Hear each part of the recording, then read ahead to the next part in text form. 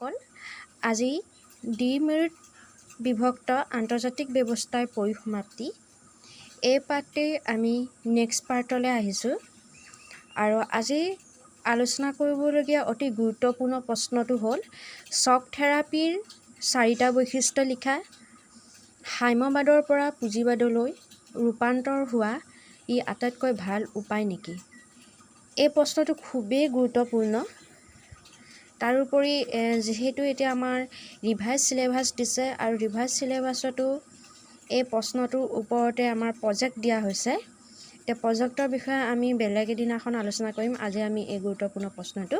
আলোচনা কৰোঁ ইয়াত লিখিবলৈ হ'লে প্ৰথমতে ইন্ট্ৰডাকশ্যনটো দিছোঁ ইন্ট্ৰডাকশ্যনত নিজৰ ইচ্ছামতে দিব পাৰা তোমালোকে কম বা অলপ যেনেকৈ মানে সজাই লিখিব পাৰি তেনেকৈ লিখিব পাৰা শ্বক থেৰাপিৰ বৈশিষ্ট্য 4টা গুৰুত্বপূৰ্ণ বৈশিষ্ট্য ব্যক্তিগত মালিকানা অৰ্থনৈতিক পৰিৱৰ্তন আৰু পূৰ্ব ছোভিয়েট সংঘৰ অধীনস্থ গণৰাজ্যসমূহ পূব ইউৰোপৰ পূৰ্বৰ সমাজবাদী দেশসমূহত গণতান্ত্ৰিক ব্যৱস্থাৰ প্ৰৱৰ্তন বৃহৎ উদ্যোগ প্ৰতিষ্ঠানসমূহ ব্যক্তি আৰু ব্যক্তিগত কোম্পানীৰ হাতত মুকলি কৰি দিয়া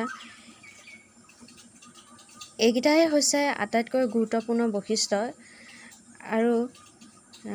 ইয়াত সোধা হৈছে যে পিছৰ লাইনটো ই আটাইতকৈ ভাল উপায় নেকি গতিকে আমি ভাল উপায় বুলিও ক'ব নোৱাৰোঁ বা বুলিও ক'ব নোৱাৰোঁ যিহেতু 1990 চনত শাসন কৰা শ্বক থেৰাপি এটা সমূহীয়া উপভোগৰ ক্ষেত্ৰত যি অবিশ্বাস্য উন্নয়নৰ সপোন দেখিছিল তাত উপনীত হোৱাত বা জনসাধাৰণক এই ক্ষেত্ৰত গুৰি ধৰাত বিফল হোৱাত পৰিলক্ষিত হয় বুলি ক'ব পাৰি তাৰপিছত আমি এতিয়া সামৰণি দিছোঁ আৰু এই প্ৰশ্নটো ইমানে লিখিলেই আমি ইয়াৰ সম্পূৰ্ণ নম্বৰ পাবলৈ সক্ষম হ'ম ধন্যবাদ